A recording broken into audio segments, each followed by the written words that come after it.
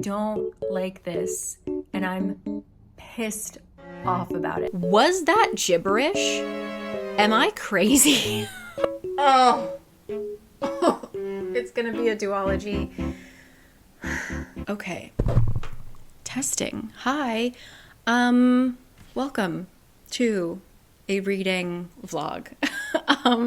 I have so many books that I'm really excited about. They all came in all at the same time. I want to read them with you. Honestly, I am very sleepy.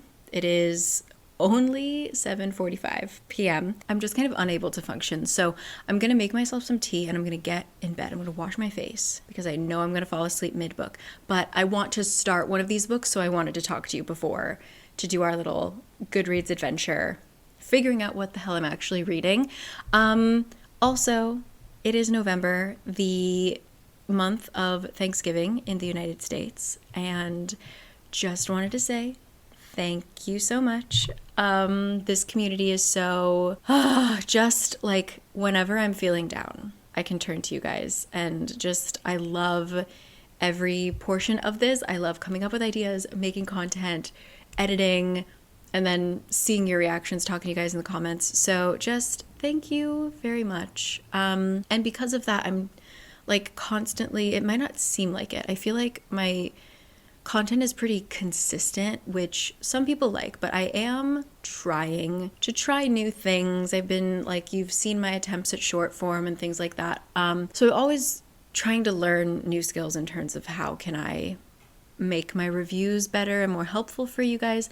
For my last reading vlog, for the Halloween romances, I actually made like a flip through of all my reviews, like on Instagram, very quick blurbs of my thoughts so that it's easier to share or save or whatever. Trying to do more of those. And so that actually leads me very easily into the sponsor of this video, which is none other than Skillshare. Yes, online learning platform that we know and love, covers any skill you could possibly want to pick up. I've talked about them before for their creative writing classes, which I still to this day, like, guys, get on it. But I'm actually currently expanding my reach on Skillshare, going into a bunch of different things. And right now I'm actually trying to get better at using Canva. So they have a learning path. They have like, you can follow just separate specific classes, or they have things called learning paths, which are kind of curated. They have so many classes that it can be quite overwhelming, and so the learning paths will just help you get to your goal easier. So they have one that is like Canva for beginners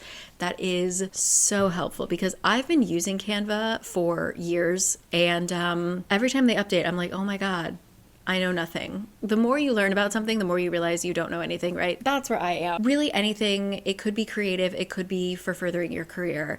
Skillshare has got you covered. So I will have a link in the description box. First 500 people to use it will get 1 month free of Skillshare. Check them out. A wonderful resource that has helped me for years because I'm the kind of person that likes, I have too many interests, so I'm always bopping around. They support me in my bopping around. So thank you so much to Skillshare. Subtle, not so subtle plug for my Bookstagram, where I'm trying to post more of those like Canva style, easy flip through reviews. So what we are going to read first. Also, sorry for this lighting. I don't know why I chose to sit like directly under a lamp.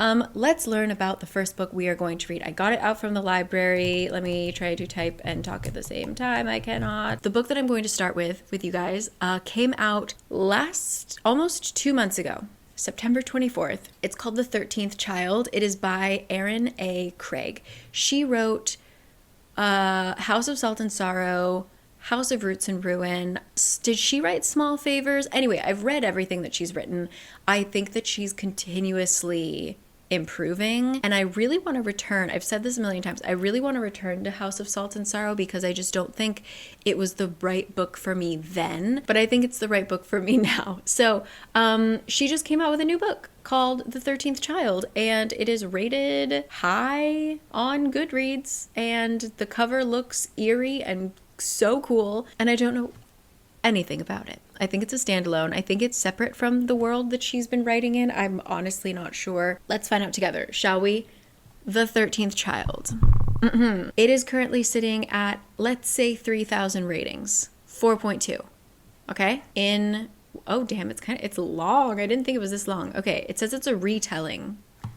A retelling of what? We will find out. This is the story of Hazel, a young healer navigating a ruthless court to save the life of the king, grappling with a pantheon of gods with questionable agendas as she fights for agency and true love in her own life as the goddaughter of none other than Death himself. Ooh, what is this a retelling of? Also, Kurt is in the other room if you hear weird noises. What is it? Oh, damn, the goddaughter of Death. Help me out. Somebody help me out. Hazel Trepas has always known she wasn't like the rest of her siblings. A 13th child, promised away to one of the gods, she spends her childhood waiting for her godfather, Merrick, the dreaded end, to arrive. Oh my god, I just read a book that was a retelling of this. What is it? And she gets sent off. She was the 13th child of a 13th child. What did I just read, you guys? Oh my god. All the moms are 13th children. Oh, that's gonna bother me so much. I love that I can't remember plots because then I can reread books. I'll never run out of books to read. But in moments like these, I'm just like, why is my brain a sieve? Okay, it's not gonna come to me. We'll pass this. Okay, so she's spending her childhood waiting for her godfather, Merrick, the dreaded end, to arrive. When he does, he lays out exactly how he's planned Hazel's future. She will become a great healer, known throughout the kingdom for her precision and skill. To aid her endeavors, Merrick blesses Hazel with a gift, the ability to instantly deduce the exact cure needed to treat the sick. But all gifts come with a price.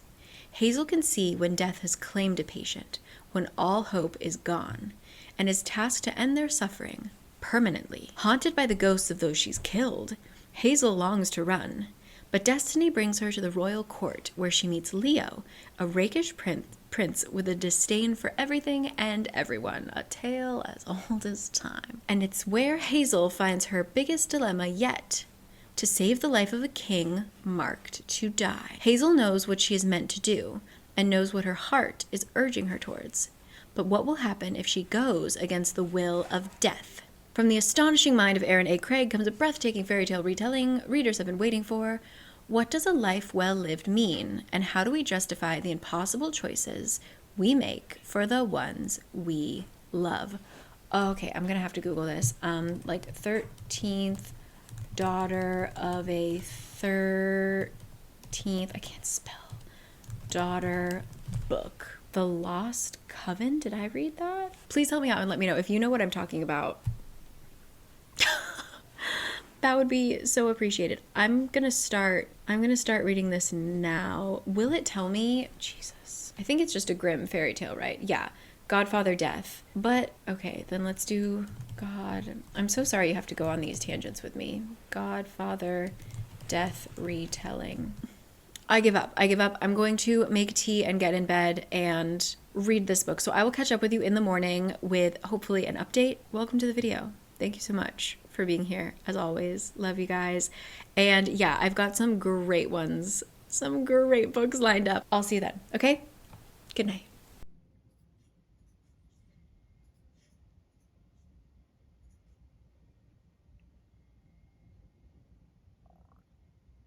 Good morning. We have a 22% check-in. I'm on chapter 13 of the 13th child. Yes, this is reading exactly like a fairy tale. I feel like I'm still very much in the intro. I think that I stopped here because I felt like this is where the plot is really gonna take off.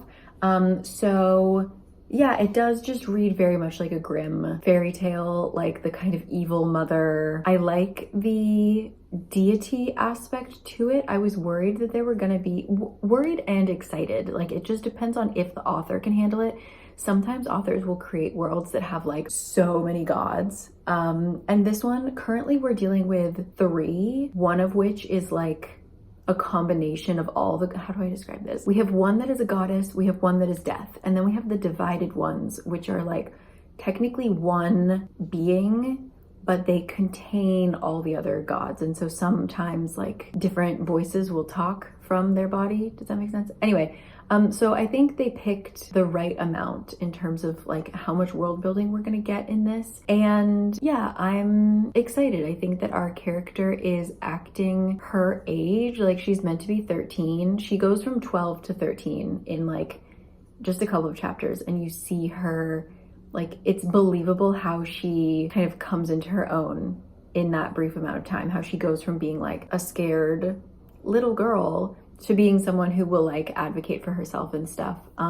So yeah, I'm having a good time with it, but I am ready for it to get going. So yeah, and I think that the death character is very interesting because he's like scary and he's death, but he's also like really nervous to like take care of this child. So yes, on we go. 105 pages in, we continue.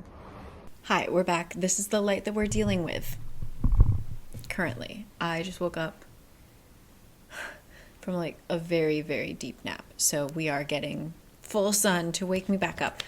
I'm so sorry that I am just breezing through this. And I don't have anything to say. Like, there aren't any lines that I really want to highlight. Like, I'm just kind of sucked in. That's not saying this is like a 5-star read. I'll go into it, but I am currently sitting at 206 pages, 42%. So I've read about 100 pages since I last talked to you.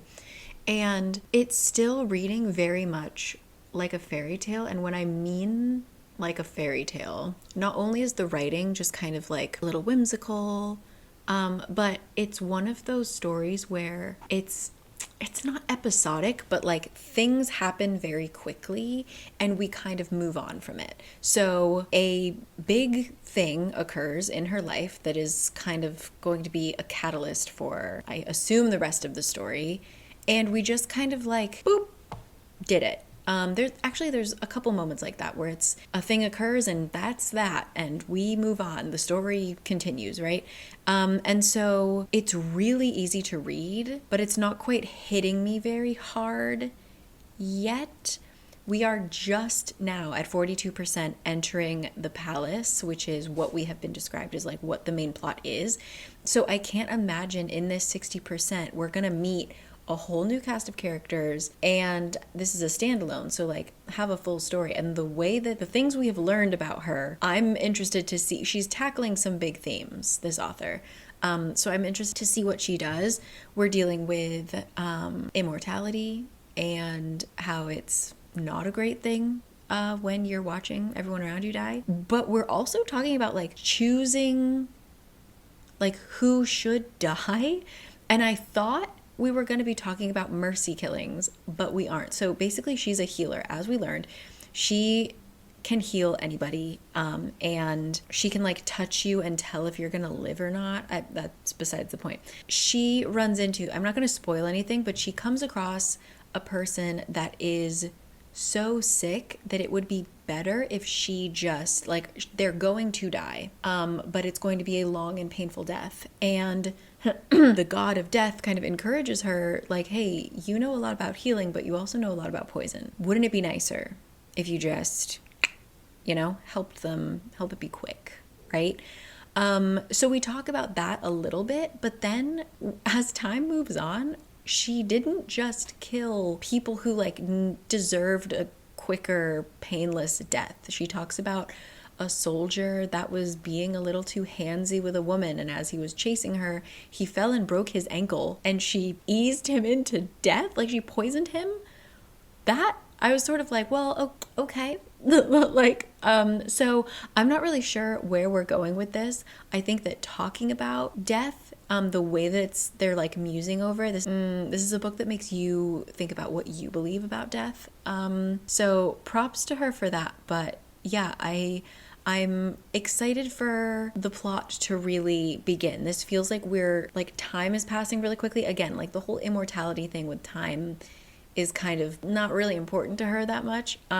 We've kind of, the whole book, these 200 pages, we have now covered 10 years of her life. She's now 18, and now she has to save the king. So that's what we're doing.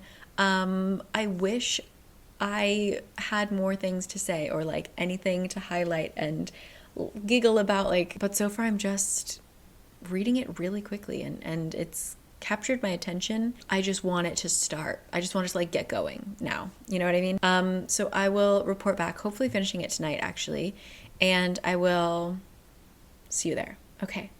Bye. Ooh, Okay, real quick, guys. It's been a couple days actually since I put down The 13th Child. What was I reading? The 13th Child.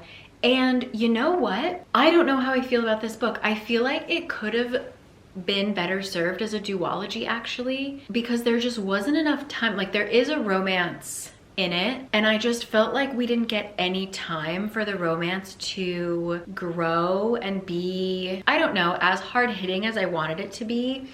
I also, let me see, I took pictures so that I would remember what I wanted to say. Okay, so I do appreciate that we finally got confirmation that like the relationships in her life were all really toxic. Like, her relationship with Death is really bizarre because he's like, when he's face to face with her, like such a loving parent, but he also like abandoned her, and he has like these bursts of anger, and he's just making all these decisions for her, and she's very much a people pleaser to the point where she doesn't like sweet things. She doesn't eat dessert, but for her birthday every year, her godfather Death makes her like this really extravagant cake. And when the prince eventually calls her out on this, she's like, a slice of cake isn't a hardship. And he says, no, he agreed, but going through life allowing others to impose their will upon you simply because it gives them pleasure to do so could be. Not could be, he corrected himself.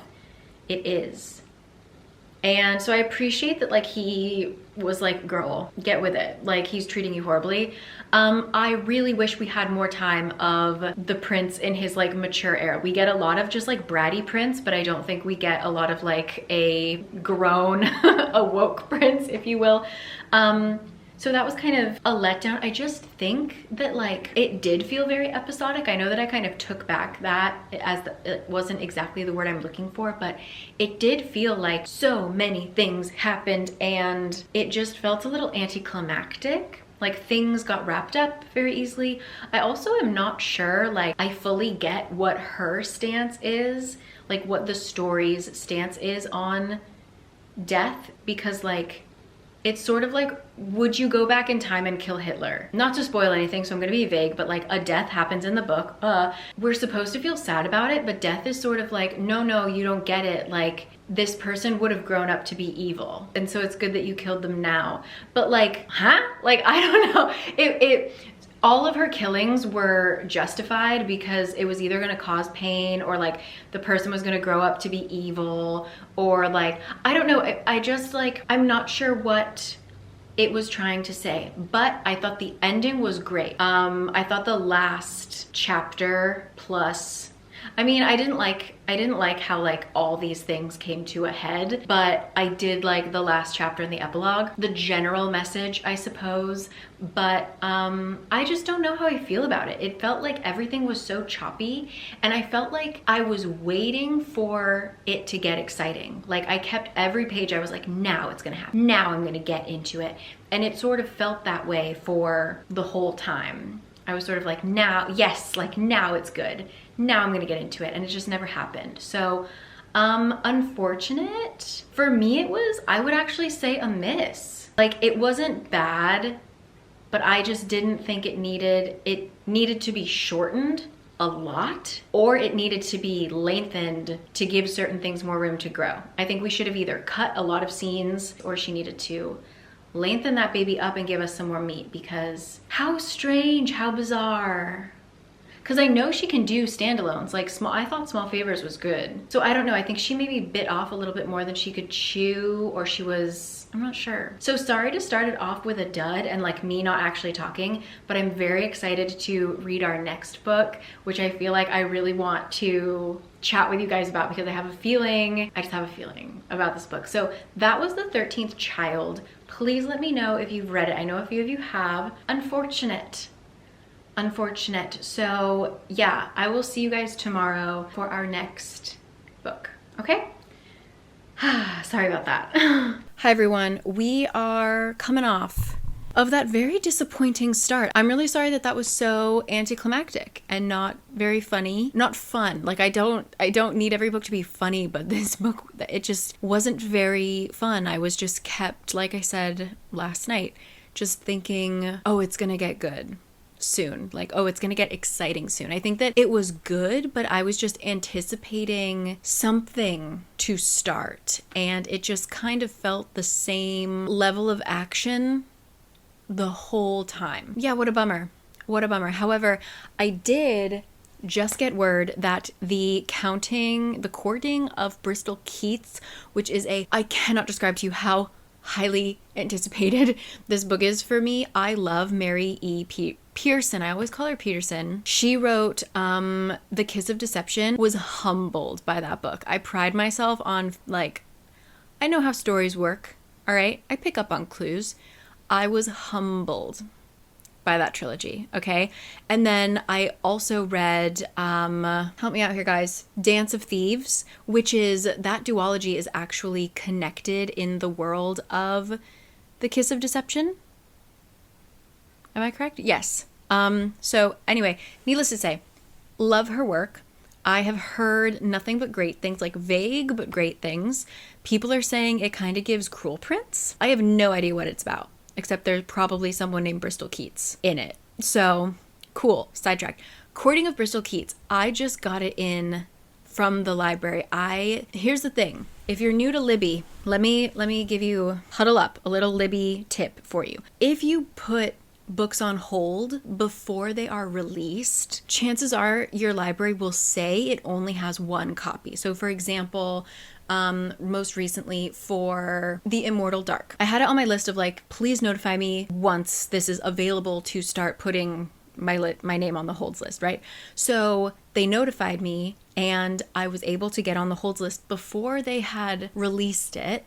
So it showed that they only had one copy and it was like a crazy wait, like 20 weeks or something like that. And sure enough, once the book came out, my library bought, like, I think 10 copies. So I got the book very quickly.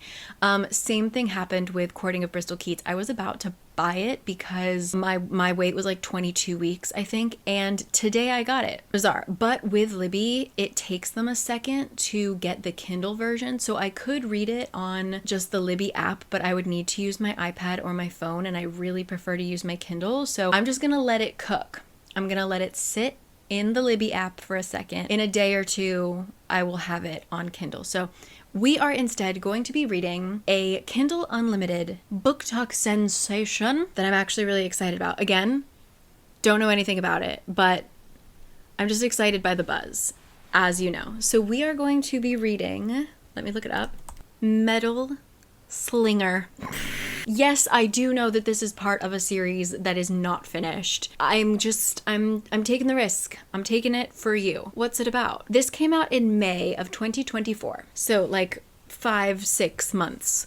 And we are sitting at 4.33 stars with about 5,200 ratings. Okay? I know that this is going to be romantasy. Let me just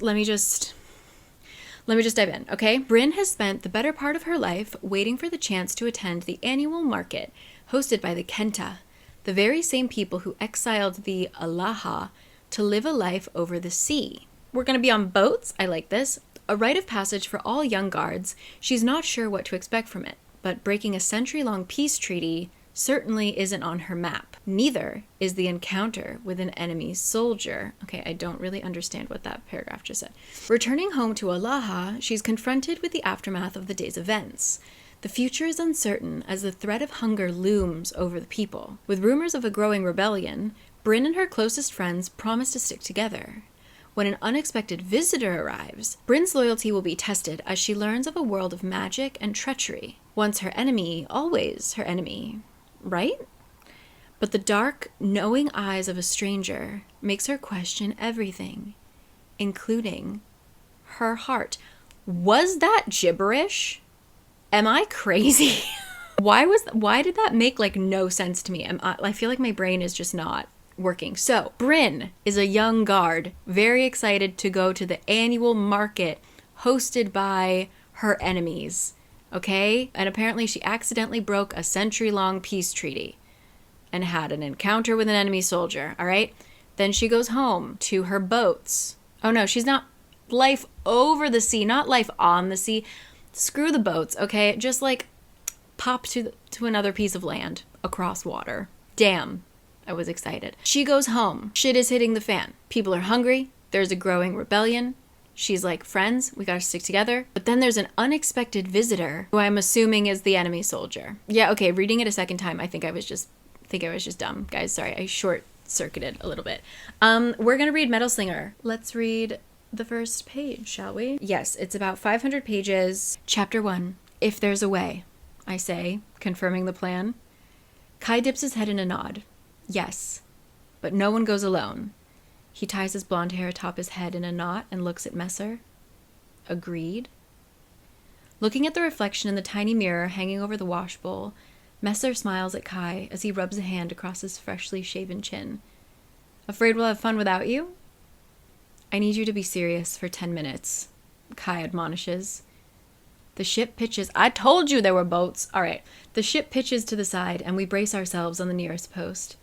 My hand lays against one of the latrines, and I make a sound of disgust as I hurry to stand when the vessel rights itself. I'm stopping because I see a lack of punctuation. It's just a typo. I'm not going to be picky about it, but I feel like we're on the first page and we're missing quotation marks, but it's not a Sally Rooney thing. So one quotation mark, the closing ones are missing. So I'm gonna dive in. I'm scared about this one. I'm already scared. Off we go. Metalslinger. Uh-oh, redhead alert. Starting off strong. Okay, wait, so they do live on boats. When she says live over the ocean, it means like not over yonder, like literally over it. Am I crazy? Why is my brain just not working today? I'm pretty sure they are ship-bound folk because they seem really in awe of getting on land, even though our very first scene is our girl like slipping, which I feel like if you live on a boat, but all right, okay. First chapter, rough. Very telling us very obvious things. I know it's in first person and so we're like hearing her thoughts, but her thoughts are so obvious. Like, why is she even thinking them? I can't explain it. So, actually, I'm gonna video chat my parents, so I'm gonna take a break. But chapter 1, don't like this writing style. I'm nervous, guys. I'm nervous. Checking in at 24%, 118 pages. I am gonna go to sleep now. I want to DNF this book so badly. I wanted to DNF it at 10%. I'm gonna go into it tomorrow because I'm gonna try to finish reading this like all day tomorrow. I have examples to show you, but the writing is so bad. I'm kind of one to overlook bad writing, to be honest. I can like overlook a lot. I don't know enough about the craft to really, I guess, nitpick for most things, but this is so bad. I don't know how people are talking about how this is like incredible. And like even just plot wise, it's so predictable. I don't know. Let's talk tomorrow. I'm tired and now I'm cranky. God. Okay. A new morning. Oh my God, I have so much to say. This book, how do I even start? So we're reading Metalslinger, right? And I told you that, remember when I was reading the Goodreads and I was kind of like, did I just read gibberish or is my mind not functioning? I apologize to my mind. I think it was the way that it was written. This book, so I think I mentioned this last night before I signed off, but I can recognize really great writing, but I don't necessarily, when the writing is just like, I don't really notice it as long as like the story is good. Like for example, One for My Enemy, I really liked it. I liked it because of the writing style. The plot is good, but it was the way that she writes in this book in particular that I adored. But there are some books that I adore the plot and the characters, and I don't necessarily think, oh, the writing was excellent. That's not my first thought, right? Does that make sense? Some writing styles are standout and some are like, let me tell you the story. Okay? Which leads me to my next point, which is I just don't know enough about craft as well to like really nitpick mid-writing. Also, they are doing something. There's construction outside my house and there's like a dull thudding. I don't know if my mic is picking it up, but it is really distracting me if you see me like looking at my wall. Okay. So yeah, I don't necessarily know enough to critique mid-level writing where it's like it could be leveled up into something amazing. This book is so poorly written that I can't help but notice it. And it's not even like the plot is also bad, but the writing is just atrocious, and I don't know why. So I took pictures and some notes. First of all, there's really short chapters, and then in between there are weird time jumps that are never really expressed until like you're halfway through the chapter and they mention that it's been months since the previous scene. You can't tell, right? So that's been weird. And then she does this thing where she does showing and telling. And I have examples. We got that she was a redhead. We got the unclear, do they live on the sea or not? So they live on like a collection of trees in the ocean. Does that make sense? I don't know how to explain it. Anyway, this isn't a great example of showing and telling. Let me actually give you... So for example, if you don't know, I just literally Googled example of showing, not telling. This is telling. Okay, which is what we kind of want to avoid, right? When Mary failed her test, she was embarrassed. Showing, which is preferred. When Mary saw the big red F on her work, her cheeks flushed. She crumpled the test and hid it in her desk, hoping no one would notice. So what do we infer from that? She was embarrassed. Why? Because she blushed. She hid her test. She failed it. She got a big F on it. Versus when Mary failed her test, she was embarrassed. Right? So what this author does is both. So what's a good example? Here's one, perhaps. The whispers stop as soon as I enter the hull of the ship. The consequences of the events at the market hang in the air like a damp blanket, smothering. She also says, in the same paragraph, she also goes, the journey home had been nothing but hushed voices and melancholy, in complete juxtaposition to the boisterous and animated atmosphere of the crew on the way there. And what pisses me off about this is that we had just read the scene where they are arriving and it's boisterous. What does she say? Boisterous and animated. People are excited. They're waiting on the deck to get the sight of the island that they're going to. We know that it was boisterous because we were just there. So to say, in complete juxtaposition, we get it. As a reader, we know, oh, they're being really quiet and melancholic on the way home. Wow, that's different from how they were. Like, it's obvious. And there's just a lot of really obvious things. She also, like, tells us reasons why she's doing things, even though it's obvious. So, for example, she thinks she's being followed. I maintain my gait, not wanting to let on that I know I'm being followed. I just feel like she's saying really obvious things. It could have been edited to be so much better. She also uses feel and felt a lot. I was just reading, I forget which author gave this advice, but I just came across a video about writing, and there's an author whose name escapes me, but a prolific, celebrated author, recommends that when you are trying to write, try to take know and feel out of your vocabulary. You can't use it. So you can't say, he felt scared. You have to explain it in a different way, right? You need to show instead of tell. She just uses feel a lot. Like, she tells us directly, I feel this.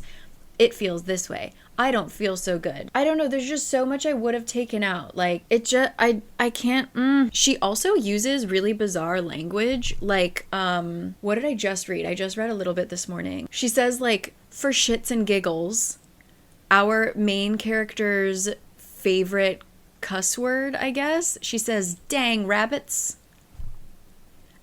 And the main, like, who we know is going to turn evil, but, like, the main romantic lead right now, he was talking about a storm is rolling in and it's gonna be a doozy. I'm just like, what are these people saying? So anyway, now I'm going to spoil it. We're going to just talk about the plot. I was going to put it down because it is such a waste of my time. I feel like my examples, I can't pinpoint why it's just like every sentence that she writes 3 more that are exactly the same, and they're so obvious. They're also, like, world building wise, these people are guards, like they're soldiers, but their little community is an exiled community that seems to live in the middle of the ocean. Their only enemy is their massive oppressor person who exiled them, and they're too tiny to ever type back. Like, what are they guarding? Is it even legal that they're creating a small army? There's also a weird matching ceremony. Like, okay, so I'm just gonna tell you what's going on. From here on out, I'll give timestamp in the description box. I'm gonna spoil it because, like I said, I was gonna DNF it, but somebody messaged me. Someone said, wait till you reach the last 2 chapters. You'll want to bang your head in the wall, not in a good way. So now I feel like it is my duty to figure out what happens in Metalslinger. So here's what's going on. I think I'm at 26%, okay? 100 something pages in. We are following Bryn. Bryn is a soldier, but she's also an urchin. She is a orphan who has been taken in by essentially the royal family, right? Like the leader of this exiled group. So they're Alaha, right? And then there's the Kenta people. The Kenta people control them so much that they don't have any food. If the Kenta people don't deliver them food, they don't have food. So why would someone so strictly controlled by their oppressor be allowed to have an army? And that's like the main thing that they have. I don't know. It's just, okay. So she's been taken in by the like general, the leader. She has been best friends with that family's son her entire life. But recently they have become more than just friends because he has chosen her for the matching ceremony. They are going to be husband and wife. She seems pissed about this. It's written in such a confusing way. Like, apparently they have some kind of plan where they want to escape their community, but it's never talked about other than just like getting on land. And so when he proposes to her, but really just tells her that she's gonna be his wife, she like storms off and is really like feels betrayed by this. But I'm like, what? Why? Everything up until this point, she like has a crush on him. He's like this handsome leader, smart guy. They're best friends. And then all of a sudden she's like, I can't believe he would ask me that. He ruined my day. Literally, she was like, going to the market was like my dream, and he spoils it by asking me to marry him, my best friend who I want to spend the rest of my life with anyway. Really strange. Like, maybe she has her reasons, but those reasons were never expressed to us. So it just seems like a really weird outburst. She storms off, separates herself from the group, even though she was explicitly told, do not separate yourself from the group. She realizes she's being followed by this giant man. Okay? He is a Kenta soldier. She is perusing the stalls at the market, just like looking at the stuff, doesn't have enough money to buy anything, so she's just, window shopping. And the soldier comes up behind her and accuses her of stealing something, and he plants evidence on her. He like pulls out this rock. He's like, you stole this gemstone. As punishment, he makes her touch the wall. Like, the market is nestled in between 2 big cliff sides, and he like forces her to touch the cliff, and it burns her, and she's in a lot of pain. The soldier looks shocked for some reason, but we never get an answer as to why, because then her friends find her again, come grab her, they run back to the ships. Somebody sets off a bomb because they wanted to like escape because like apparently somebody threw a punch somewhere trying to save Bryn, and that ruined the peace treaty. So they were like, we gotta go. They set off a bomb and they sail away. Okay, flash to a few months later, which again, time jump was not made clear, but there is a relatively significant time jump. And in the meantime, Bryn and her boy toy, Kai, she is like, yeah, actually, you know what? Sure, I'll marry you. That's fine. Whatever. And they kiss a lot, even though there are strict rules of absolutely no intimate contact ever before you are matched. Okay? So they're like sneaking off, having their little kissy time, whatever. And she says, if she had known how good he kissed, I wouldn't have stormed off. I would have said yes immediately when he proposed to me.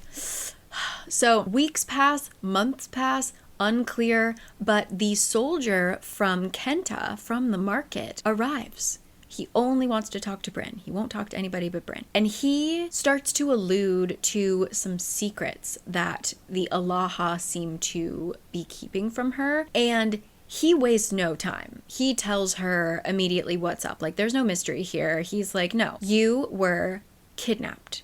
You aren't an orphan. You were stolen from your mother by this family that has raised you, that you're going to be marrying into. Why? Because you have magic. Okay, very like you're a wizard Harry moment. It's true. She realizes she actually can't remember anything about the accident. She never saw her parents' bodies, doesn't remember anything about her parents. Like, it is just her memories start when she was rescued by this family. Okay, something in her heart, like, she immediately knows, like, wait, yeah, I'm not Alaha. And this is when she realizes that Kai, her best friend, has been using magic on her to manipulate her feelings and make her romantically interested in him and willing to marry him. So she notices now, like, every time they are together, she feels kind of like exhausted afterwards, or like sometimes she feels physical pain or she feels sick. Even though she's like so excited to see her best friend,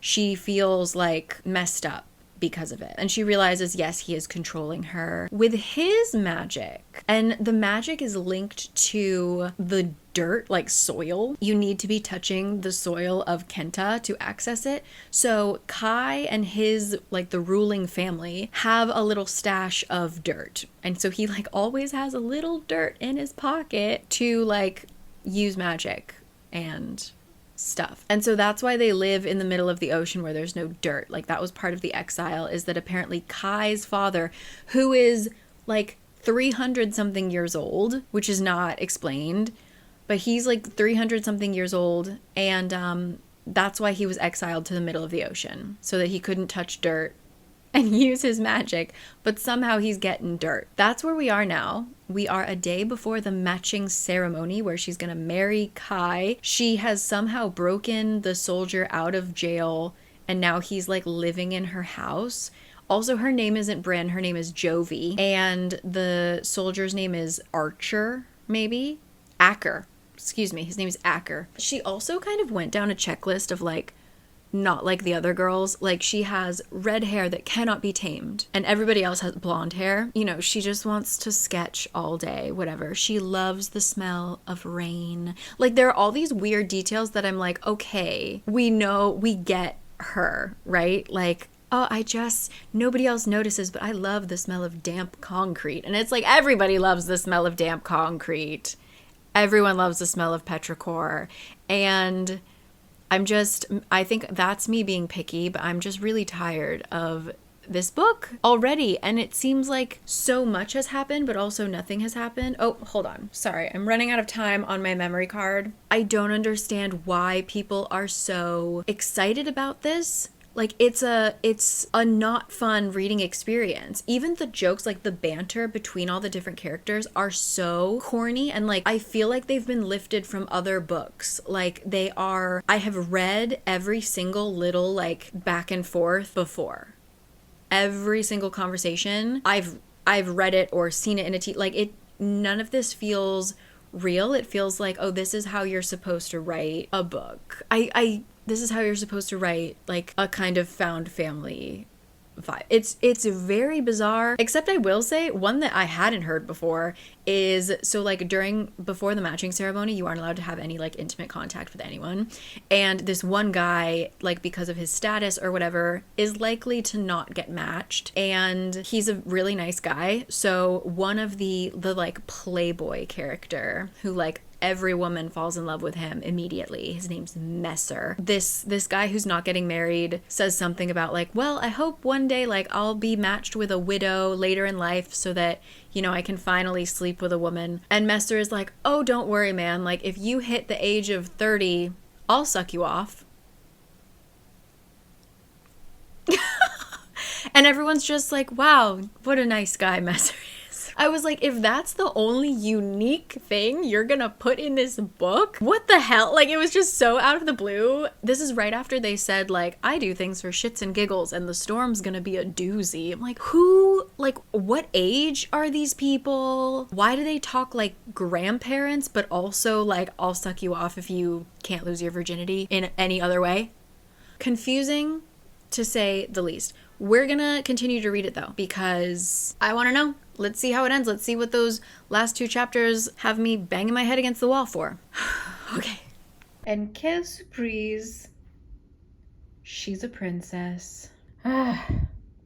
Okay, so they have been on this boat that I don't fully understand. I think it's the size of a rowboat. So they've been in this rowboat for an unknown amount of time. They are not sure themselves how long they've been on this boat, and they are just eating raw fish that they catch, and they don't have any water. So I don't know how this is working. Anyway, I will say that since I last spoke to you, the writing has gotten better. Like, the writing style has gotten better. It's still not good, but it's not painful to read anymore. Now it's simply the plot and the pacing that is painful. Like I said, they've been on this boat for a really long time. Nothing is really happening. We're supposed to, I guess, see them getting closer, Acker and Bryn or Jovi or whatever her name is, but they also aren't. And these chapters are so short. There's literally like a giant storm that's coming, and it seems like, oh, this is gonna be, you know, a pivotal point in their journey of being on this boat. The chapter was 3 pages. Like the epic storm that has changed course, and oh my God, we're gonna be in so much trouble. It was 3 pages of like, there was lightning, there were big waves, and he never let go of her. And that's it. And I'm just, I'm really bored. I'm really bored. And we're calling it now. Acker and Bryn, who were friends when they were children, were also engaged. Okay? Okay, and they're playing Would You Rather. So like, would you rather never eat bread again or only eat bread? Like, stupid questions, whatever. What annoys me about this book is that you can see, like on Kindle, I have it set that I can see like popularly underlined lines. So 233 people underlined this. Like, and usually you see these when it's like an innuendo or like a joke or, you know, and this just isn't. It isn't funny. It doesn't even really make sense. I'm plenty hungry enough to eat you now with or without hair. And it's an innuendo. They say it's an innuendo, but like, you're starving on a ship. Maybe he is plenty hungry. He is hungry. Like, I just don't, I don't know. Like, it just bothers me that like all these people underlined it. And it's like, what about that line is, here I go.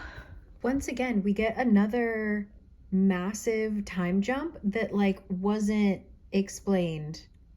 5 or 6 pages. We're starting this chapter and I think it's just like the next day, because all the days are exactly the same. They're just like walking through the woods. But then we go like 3 or 4 pages and then we're told it's been weeks and weeks. Do I know anything regarding Hearthstone? You know I do. I'm a book girl married to a gamer boy. I know all about Hearthstone. 60% update, what can I tell you? We have now finally gotten off the boat. So the reason why the cliff hurt her when she went to the market, remember, and he like made her touch the wall, that was like awakening her magic. And she needs to be on land a little bit longer to help that awakening happen. So we know it's gonna hurt. As they're getting closer to land, they realize, oops, in the storm, they accidentally went further than where they were supposed to go. So now they're in enemy territory, but she is like convulsing, throwing up, dying. We find out later she is dying from being so close to land. So he's like, fuck it, we gotta just get on dry land and ride this out. It's only supposed to be a couple days. They get on land, she passes out, soldiers find them, they kill the soldiers, they find a healer, she survives her ordeal. And now her powers are awoken. She is a light master or whatever. Who is Metalslinger? Title of the book, Acker. Okay, now that they're healed, they're trying to run through enemy territory to get to safety in Kenta. They run into an issue, and their pet bird, I don't know if I mentioned this, but like there is this bird that has been Bryn/Jovi's friend for a very long time. Like even back in Alaha, he would just come sit at her window. Longtime friends. Turns out that bird that followed them on the ship is Messer, of all people. He's a shifter. I don't know. Anyway, they get to safety. They're interrogating Messer. Messer is like, listen, I knew what Kai was doing to you, but he thought it was the right thing, and I'm just here to like make sure everybody's safe. You know, I don't have any loyalties. I'm just a good guy. So that's where we are. Acker is a prince, by the way. We meet his sister, Bo.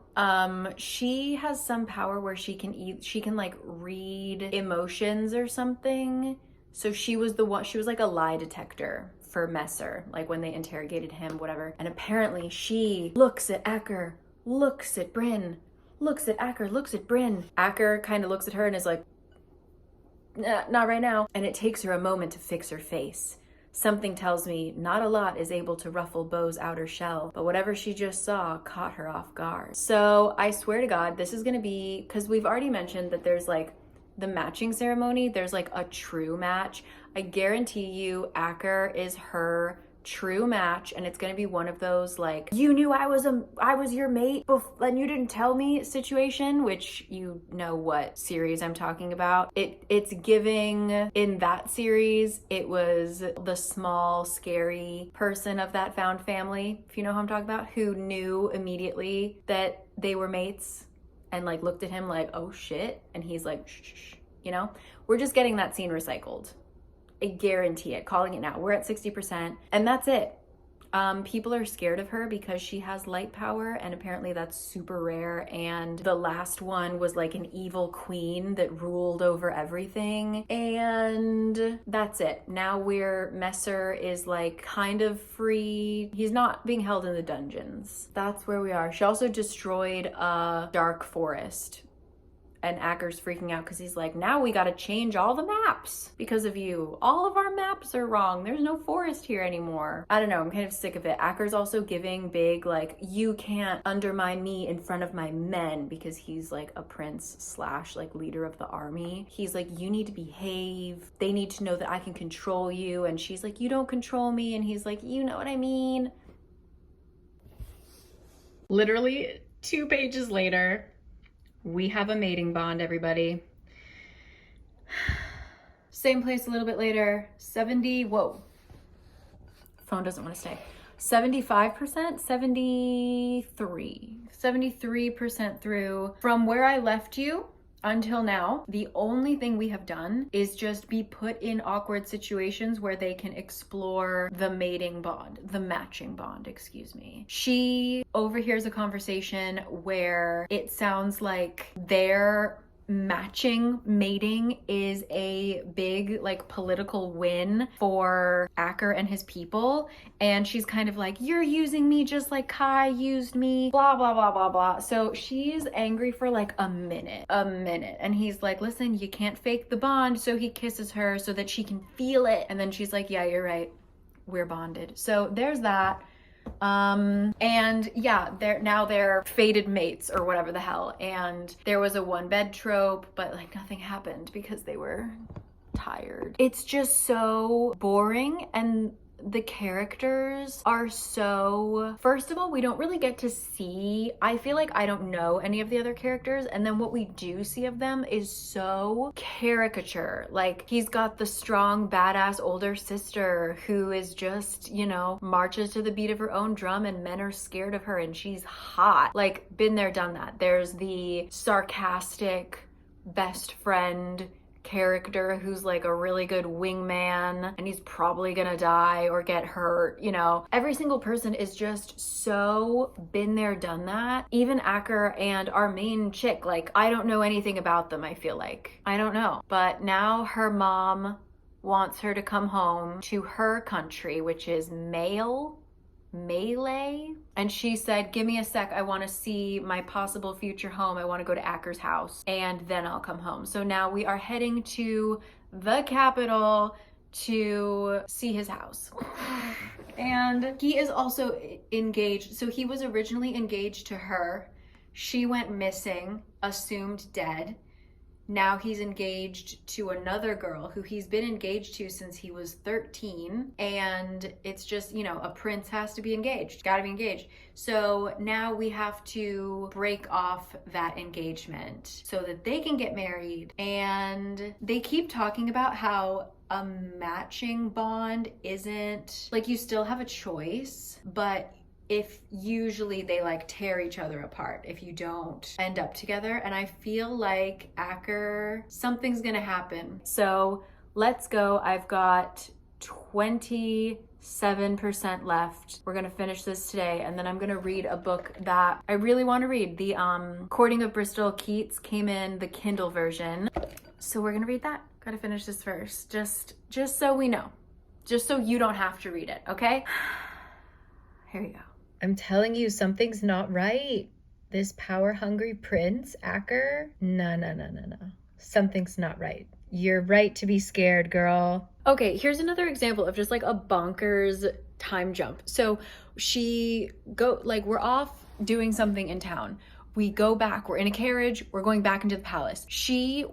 People think that because of her powers, she is like cursed or, you know, bad news. When she first kind of came into the capital city and there was a parade welcoming the prince back, blah, blah, blah, there were like a lot of hecklers and people throwing things at her like, ugh, she's cursed, get her out of our city, blah, blah, blah. And she was told that the king took care of them. And so now we are in the carriage a couple days, weeks, who knows, because time is irrelevant in this story. Later, coming back to the palace from a day out, and she notices that there are cages hanging from the walls of the palace, like the exterior walls. And she thinks that there are animals in them until she looks closer and she sees that they are humans in the cages hanging from the walls. End chapter. Next chapter, we're just having our morning training, being buddy-buddy, jokey-jokey with all of her friends. Did she ask about the cages? What is she feeling about we were just like, look at this horrible thing. And now, comedy duo. It keeps happening. Like there will be something interesting and then she'll be like, never mind. I have about 60 more pages. And let me just say, the whole family is shady. Acker, we know that the king is evil, but even Beau is giving not awesome vibes. I think everybody's evil. She's gonna end up with Messer or Kai. Who knows? I just don't believe this shit. Acker's given me the ick, this whole family. Because, okay, I'm just gonna keep going. Because she mentioned it at dinner. Like, they had dinner with one of his childhood friends, and she was like, wow, these vegetables are really green. Are they normally this green? And they were like, oh, yeah, duh. And she's like, oh, because all of our vegetables are like dried. Because remember, they are not like they are given food by Kenta. They don't grow any of their own food. So they like rely on Kenta, who occasionally will just be like, no, you're not getting any food. That is his kingdom. Acker. Why has she never asked him, hey, why does your dad starve our people? Even though she's technically not a Laha, but like where she grew up, she has not once been like, you guys kind of fucking suck. There are people starving in my hometown because of you guys. What's up with that? Not once has she asked a damn thing about like all of the things that were set up to be like the hardships that have defined her life, right? Like starving, hasn't ever been able to touch land because she lives in a place where people have been exiled. There are people who are mysteriously going missing. Like all these fishermen just like disappear. That's weird. Like these people in cages. Like there are so many things that I would be like, Bryn/Jovi, why don't you ask? Aren't you curious about any of these things? But her only curiosity is the matching bond. She wants to learn about it. She wants to understand it. That's all she cares about. And it's like, respectfully, there's a war going on. Like, I understand that, like, yeah, I would care about something that is directly affecting me right now. Like, yeah, if I had like a weird spiritual tether to another person, yes, I would like to know everything about that. I get it. But I feel like you can also hold space for, like, why do you act like you do? Why are you starving people? Why are we all at war? She does call him out for like not sharing certain things, like, but it's all about her. Like, you didn't tell me that your fiance was gonna be in the building. You didn't warn me that maybe people aren't gonna like me, so they threw tomatoes at me. And you didn't warn me, like, I would have to bow before your dad. That wasn't cool.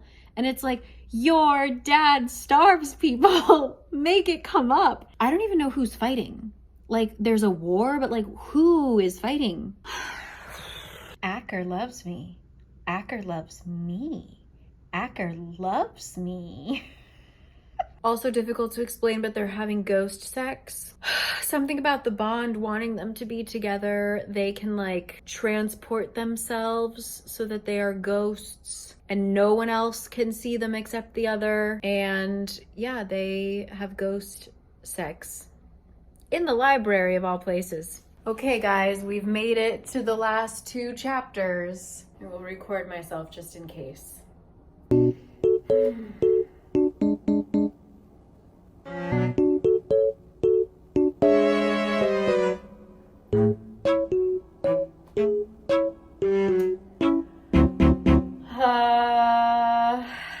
Returning this immediately to Kindle Unlimited.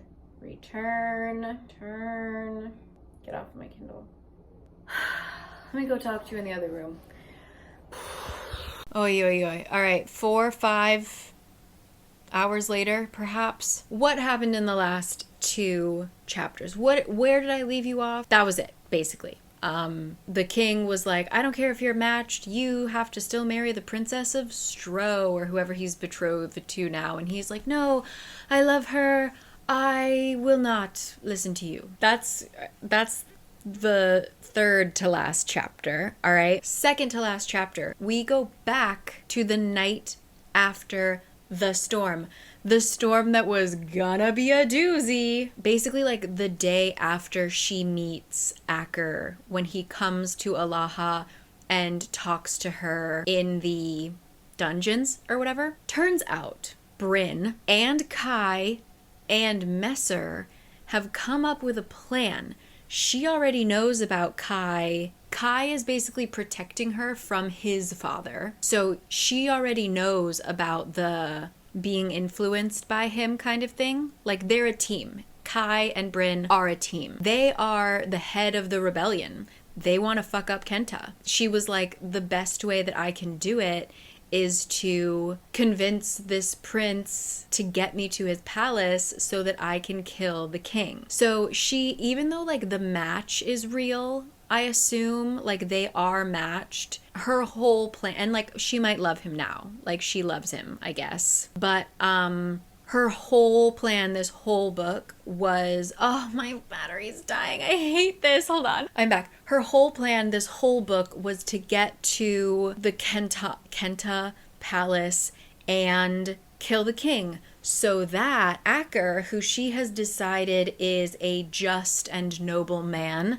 who can see reason, she wants him to take the throne, and then have, basically there will be peace in the entire region. Like, because he will listen to her demands, Alaha and Kenta will be okay. The other place that they went to where they were in enemy territory, like, just agree to be allies with them because that's easy, I guess. And then her homeland, Melee, or wherever she's from, obviously that will be an alliance as well because she's the princess. And I don't know, fuck this princess from Strow, whatever. That's the plan. So she poisons everybody. The last chapter is we're at dinner and she just poisons the fuck out of everybody except for Acker, and then puts a controlling, like a power deadening collar on him. Bo is somehow in agreement with this. Like, Bo's mom sees the future or something. I don't know. There's also a mystery of like, who is Acker's mom? Because she was looking through like these old books in the library and stumbled upon a picture of his mom who died when he was young, and she's like, wait a damn minute, I know that lady, I have to tell Acker. And then she never does. Like, there's so many things. I'm sure if I were to read this again, knowing the twist, I would find so many plot holes, because it's like, she's talking to herself. We are in her mind, and yet she is lying to us. And it doesn't feel like we have oh my God, what am I trying to say? untrustworthy narrators, the word is escaping me, because she's not narrating. It is, we are in her thoughts and she's still thinking these things. So again, the whole like, I recognize Acker's mom, I need to go talk to him, and then that never happens. Like days pass and she doesn't talk to Acker about it, and it's like, why? Are you keeping that a secret? Then why did you fake being like, I need to talk to Acker right now? Why did you tell that to unreliable narrator? That's what I was trying to think of. Anyway, I'll give her that, like, the twist, okay, didn't see that coming. But also, why was she pissed about the matching ceremony with Kai? Because that was before the whole thing could have happened. Because, like, why was she acting so weird in the scenes before we even met? Because they could only make this plan once Acker came to the island. Maybe? Was she faking getting her memories back? It's cool if you have a twist, but when you start to look back at the plot, it still needs to stick. Like, not to spoil The Sixth Sense, but a character is dead the whole time. And the magic of that movie is when you watch it a second time, you realize there were signs the whole time, right? It stands up to the twist. But this, the twist doesn't make sense with everything that we've read, and it's just annoying. Like, now I understand why she wasn't asking more questions, but you know what, maybe she should have. Like, if she's trying to put Acker on the throne, shouldn't she be asking him questions about, like, hey, how do you feel about the fact that your country is starving mine? Like, wouldn't you ask those things to make sure that you're putting the right guy on the throne? I feel you. Whoever messaged me about wanting to bang my head on a wall, it's just, I feel like this author had a great idea and just could not execute it. And I also really wonder, why was the writing so bad in the first 25%? Like, it clearly got better from, I would say, 25% on. Like, the unreadability of it lessened significantly. Why was the first 25% so bad? Just on a writing level, sentence by sentence, missing punctuation. I mean, I'm really angry. I'm so annoyed. And why is it called Metalslinger? Why is it named after Acker? She's not the Metalslinger. I am upset and annoyed, and I'm gonna start a new book immediately. We have a couple that I want to read, but I really want to read The Courting of Bristol Keats so badly, so we're gonna dive into that. I'm gonna like take a little bit of a walk, pour out my coffee and drink my tea, but I want to talk to you about Bristol Keats. Let's look. Goodreads reviews, not the most trustworthy thing, but I just want to see some of these reviews. So what was that book even called? Metalslinger. I just Googled it and read it. The subreddit fantasy romance comes up. I haven't opened it, but just like the preview on Google says, I think you'll love this book if you like easily digestible type of romantasy. It's not groundbreaking, but it's extremely entertaining, fast-paced, super ... I don't think it was fast-paced. And I wasn't entertained. But, all right, let's see. Wow, there are so many 5-star reviews. Thank you. Okay, so this is someone who agrees with me. I like reading people who like agree with me. So one person said, 2 stars. This is unfortunately a little too unpolished for me to rate it higher. The transitions between chapters jump time in ways that are confusing. The big twist reveal in the final 2 chapters doesn't logically make sense when considering character motivations / reactions from all the preceding events and chapters. Yes, the end result also doesn't make any sense. What is the end result they're trying to gain? It's confusing and kind of stupid, really. Yes, girl. Other people are DNFing right where I was going to DNF. I get it. Someone just said, a vast majority of this book follows Acker and Bryn's adventures at sea or in the forest. Wow, just so many 5 stars. The short chapters are issues. The best plot twist to ever grace my Kindle. The ending, there are multiple people saying they need therapy after that switch or that plot twist.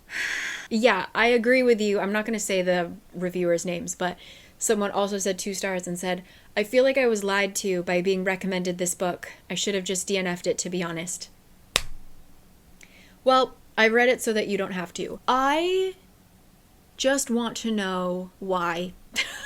I'm just like going through it, guys. Honestly, My Chemical Romance just announced that they're coming back. And we better get a new song. Gerard, if you're watching this, honestly, your kids are old enough to be watching BookTube. If you are in any way related to any member of My Chemical Romance, could you just let them know that I would really appreciate some new music?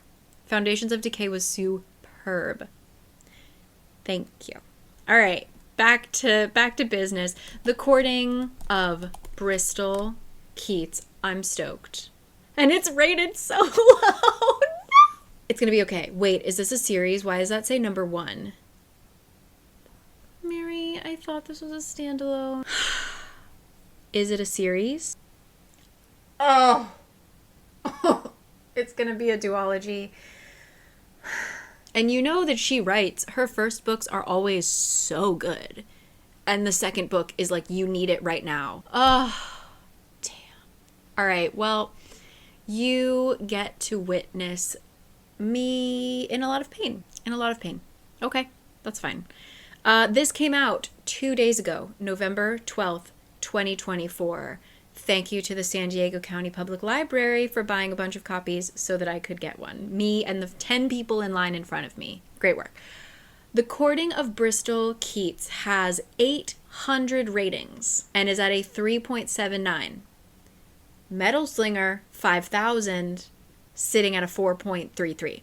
Okay? This is a reasonable book. I feel like I don't trust books that get a lot of 5 stars, but here we go. Ready? Excellent cover, by the way. All right. From the New York Times bestselling author comes a thrilling romantic fantasy full of dangerous fae, dark secrets, and addictive romance.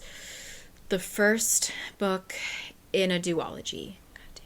After losing both her parents, Bristol Keats and her sisters struggle to stay afloat in their small, quiet town of Bowskeep.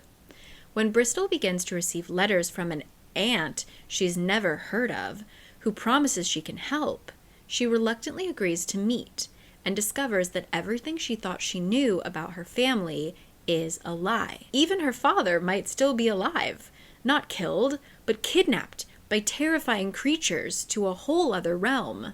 The one he's from. Okay, we got a half fae baby Bristol. Here we go. Desperate to save her father and find the truth, Bristol journeys to a land of gods and fae and monsters. Pulled into a dangerous world of magic and intrigue, she makes a deadly bargain with the fae king Tegan. But what she doesn't know is that he's the one who drove her parents to live a life on the run. And he is just as determined as she is to find her father, dead or alive. Then we're gonna read that. Where's my Kindle? Wait, let me read you the first page, or whatever. Hold on. Chapter 1. At the end of Oakleaf Lane. Okay. At the end of Oakleaf Lane, Dawn arrived 15 minutes early. Most folks didn't notice, as they rarely did about such things, but eagerness circled the air like a hungry buzzard, watching and waiting. Wild grass shivered, droplets of dew danced to the ground. The earth trembled as low whispers tumbled over the hummocks, making geese startle into the sky. Something was about to happen. But Bristol Keats slept soundly, oblivious to the long-fingered light prying its way through her drapes at such an early hour. Nothing could wrestle her from her bed but a good night's rest. Drool dampened her pillow, and her arm hung limply over the side of the bed. She had worked late. Her tips lay in a satisfied heap on the nightstand, a ruffled monument to her determination. ... I will continue this. I'll see you later. All right? Like I said, I'm going to take a little bit of a break, walk around, digest Metalslinger, and I'll see you in a bit.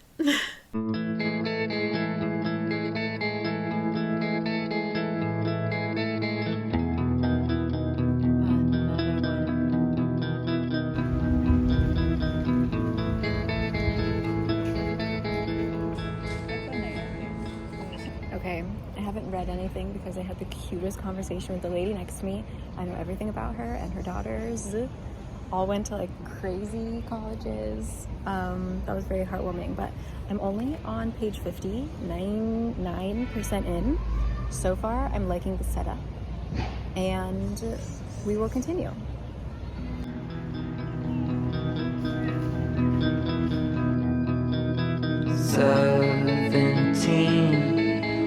Okay, real quick, I'm on 22%.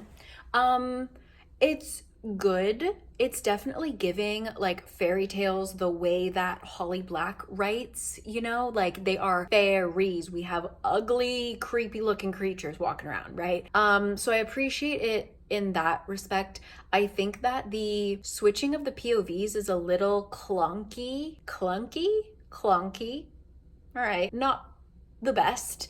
Also, his name is Tigan. My bad, not Tegan. And yeah, I feel like I've also been just kind of distracted today doing a lot of things. So I can't tell if it's just me being a little scatterbrained or if the story doesn't feel like smooth, but it feels a little jerky. Like there are some really short chapters. Like I'm 22% of the way through. I'm on 119 and I'm already on chapter 25. Like some of the chapters are only 2 pages long. Feels just a little like, ugh. And there's like a couple weird time jumpy moments. So not perfect, but I'm excited to get started. And I know I said that about the 13th child, but I have faith in you, Mary Pearson. I have faith in you. Okay, just a weird nitpicky thing. They are watching a girl named Sashka go through a maze. Like they have to race through this maze and she doesn't make it. So like, yeah, a horn blew, her second round was over, and they're like, wow, I'm glad I'm not on her team. Okay, cool. And then it says up next was Sashka. And like, if she's doing her third and final attempt, like why wouldn't you just say Sashka was up again? Like saying next up was Sashka, I thought maybe she forgot who she was talking about. Like is that weird? Am I crazy? Next up was Sashka? Sashka was just up. So just say she's back again for her third and final attempt. I don't know, man. I feel like I can't read recently. Ooh, it got dark. 31% of the way through, I still stand by that it is weirdly choppy. Every scene is so short and we're like switching POVs, but not well. I can't pinpoint exactly why, but it's just like, it's almost like we're mid-thought, like that we're switching POVs mid-scene, and it's just kind of, yeah, just not written super well. And sometimes I think we're just switching POVs and we're in the same scene, but actually we've had a time jump. Like I don't know, something about it. Like I said earlier that it's not smooth. It doesn't feel smooth. I feel very like ha ha ha ha ha while I'm reading it. Also, this is finally like confirmed. I guess this is a spoiler, so if you wanna like mute me for a second, I'll put my peace sign down when I'm done with the spoilers, so you can mute me. I don't think it's like a super spoiler, but whatever. Ready?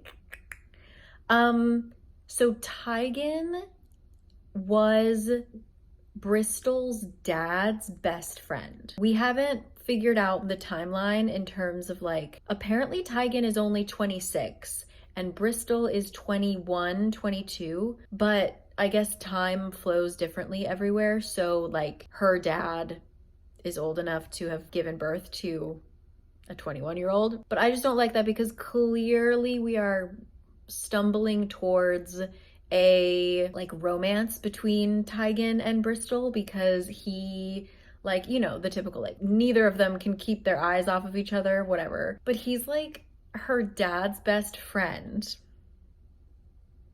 That's not the vibe I'm going for. I don't care if technically time moves differently and they are within like an acceptable age gap. I don't like it. No, because what we're not gonna do is we're not going to want to see your best friend's daughter naked in the woods. He's talking about wanting to fix it. He said something about like, I don't want to see you naked or something. It was like a weird, stupid thing. Like the girl, Bristol, didn't want him spying on her changing. And he's like, trust me, I don't want to see you naked. And some like random guy in the bar was like, if I were you, I'd fix that situation. And so now he is thinking about that thing. And he's like, yeah, I want to fix it. I want to fix it right now, right there in the woods. Like, she is your best friend's daughter, right? This lamp, when I look up, is really bright. I feel like if she explained to us how time is flowing, maybe it could make it a little bit better, but it's still, she is your best friend's daughter. Your best friend that you just told us betrayed you and stabbed you and left you to die.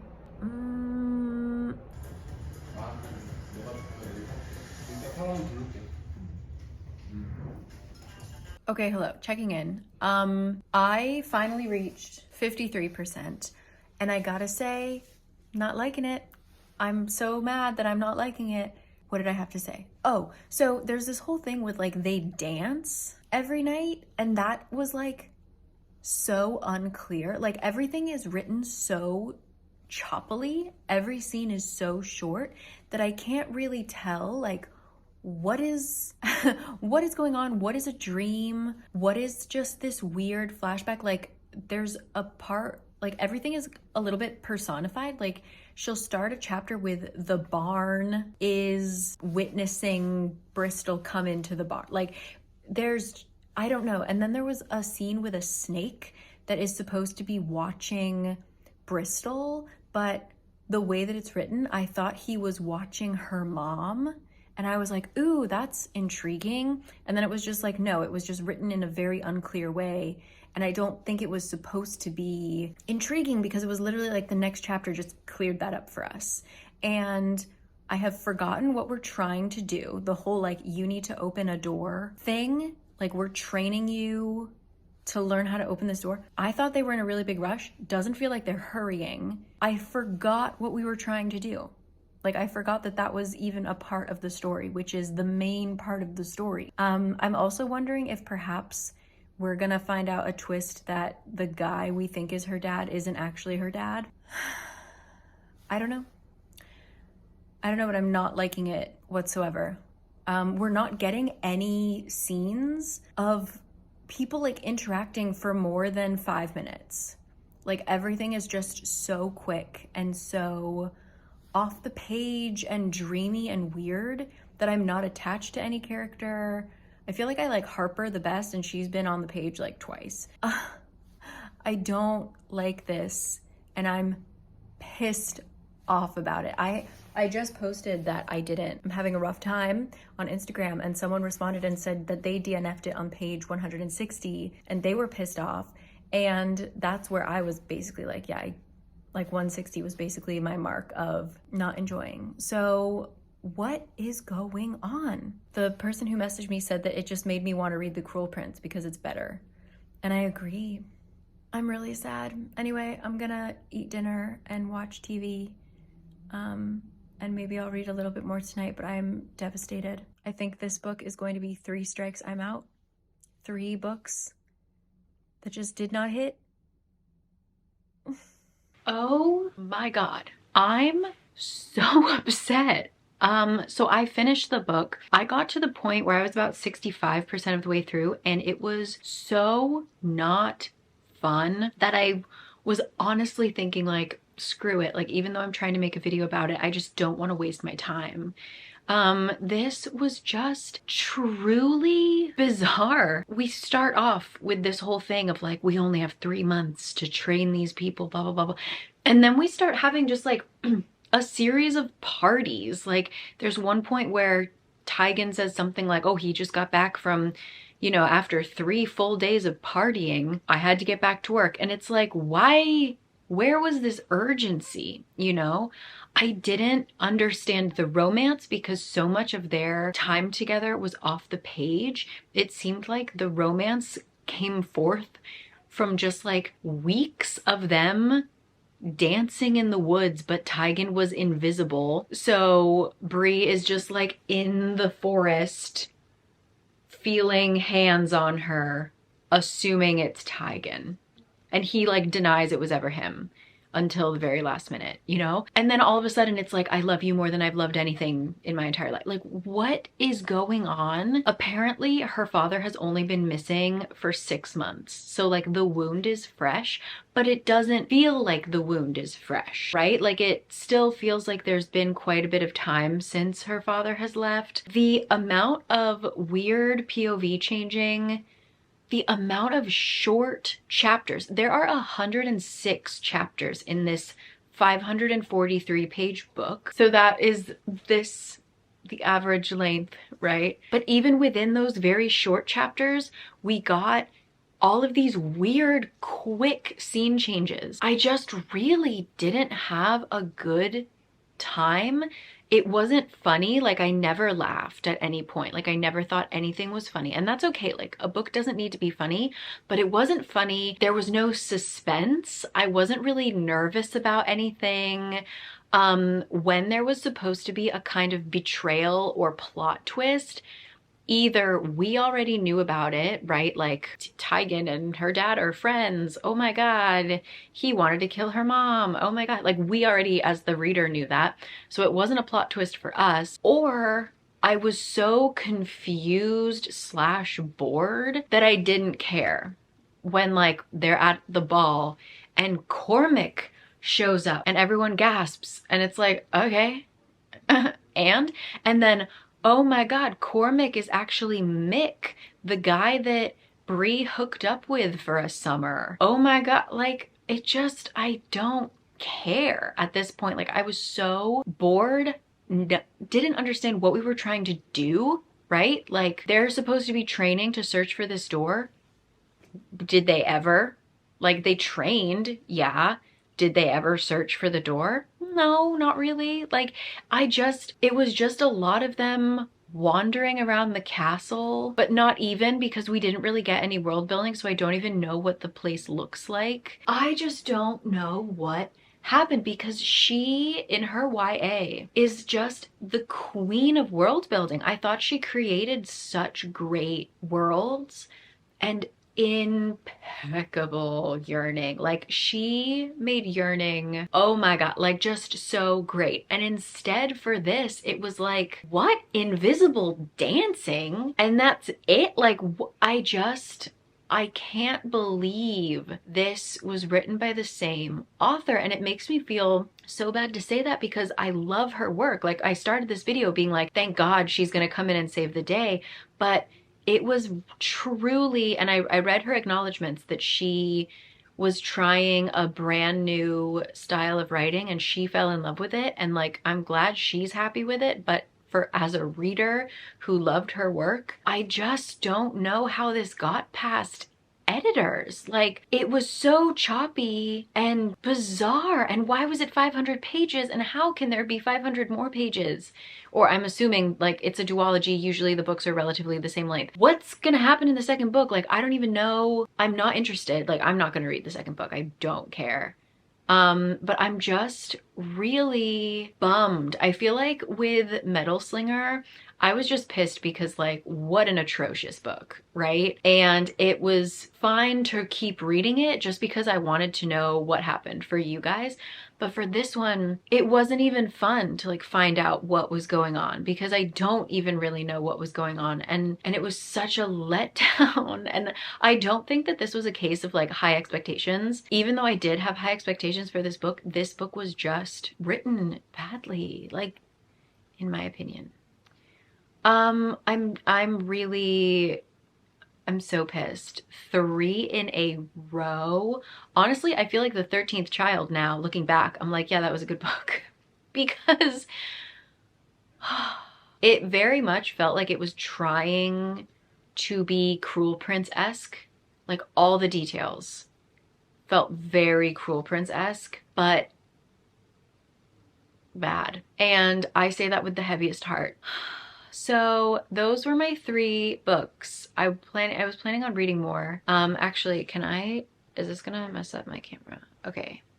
I was using my phone as my tripod. But I have good news. I do have good news. Let me look at what I have. Okay, why isn't my things that I am looking forward to, just to end on a positive note? I have 4 days left of the Imposium. Anyway, I'm excited for that one. I also have the first book in the Ancillary Justice series, which I have been told is an excellent sci-fi series. And then I have The Hollow and the Haunted, which I requested a very long time ago from the library, and it finally got purchased. I don't know what this is about. Wow, okay, cool. Libby, just don't tell me. Anyway, and then I have the final book in the Devoured Worlds trilogy. I'm gonna be honest, I'll go into it more in detail in my wrap up. But I really loved the first book, which is The Blighted Stars.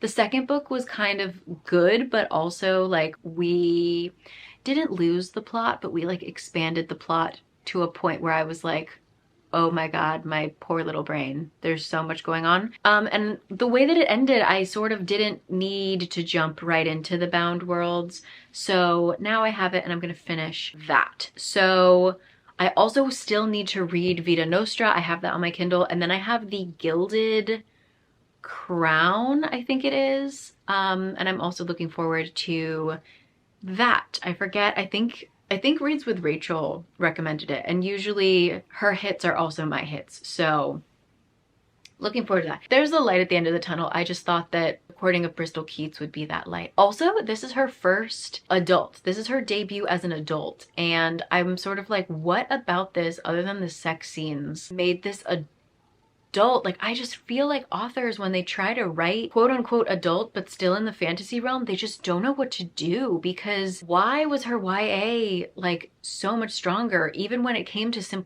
simple like political intrigue, world building, lore? Like, she created a whole interesting magic system.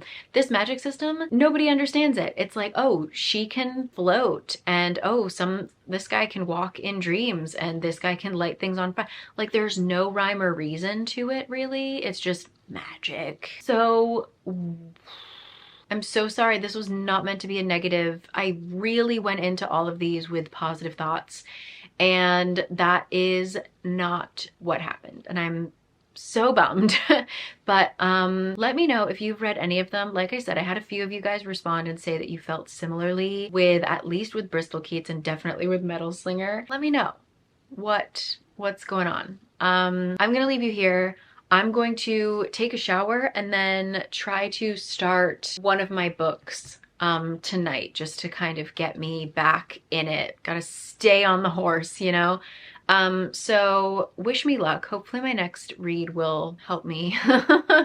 But once again, thank you so much to you guys for being here, and thank you so much to Skillshare. There will be a link in the description box. The first 500 people to click it will get 1 month free of Skillshare. I have classes on Skillshare. You know how much I love their creative writing, social media, etc. If 2025 is the year you're gonna get serious about booktube, booktok, bookstagram, etc., and you just need some guidance, endless resources on Skillshare. So yes, I need to go. But yeah, I will catch you guys next time. All right?